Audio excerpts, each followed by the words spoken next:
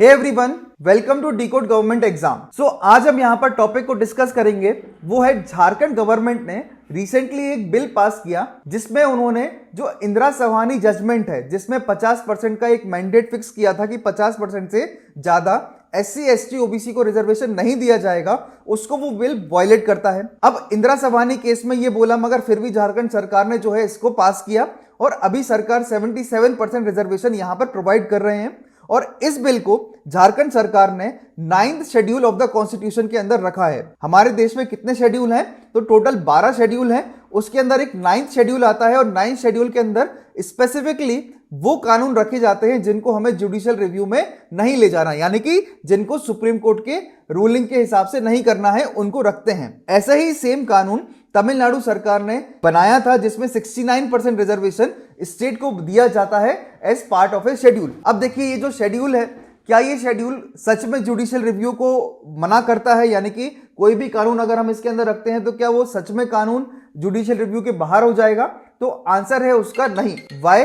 क्योंकि 9th schedule क्या करता है, तो 9th शेड्यूल जो है वो इंसर्ट किया था फर्स्ट कॉन्स्टिट्यूशनल अमेंडमेंट एक्ट में, जिसमें सेंट्रल और स्टेट लॉ चैलेंज नहीं किए जाएंगे किसी भी कोर्ट में।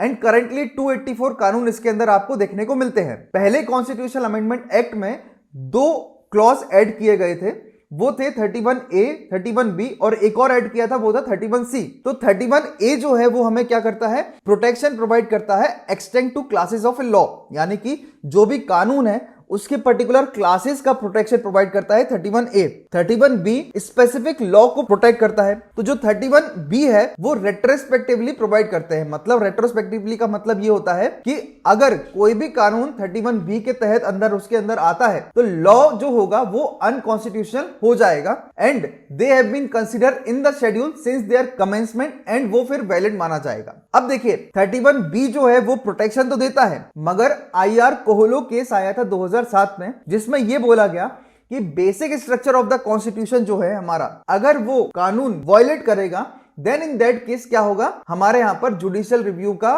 प्रावधान उनके लिए भी होगा जो कि 31B के अंदर कानून आते हैं। तो 24 अप्रैल 1973 यानी कि केशव नंदा भारती केस जिसमें बेसिक स्ट्रक्चर का प्रावधान आया, उसके बाद जो भी केसेस आए हैं और अगर उनको 9th शेड्यूल में रखा जाता है और वो बेसिक स्ट्रक्चर को वायलेट करते हैं देन इन दैट केस वो कानून क्या है, इनवैलिड हो जाएगा। अब देखिए, ये हमें देखना पड़ेगा आने वाले समय में कि क्या झारखंड सरकार का जो बिल है वो बेसिक स्ट्रक्चर को वायलेट कर रहा है।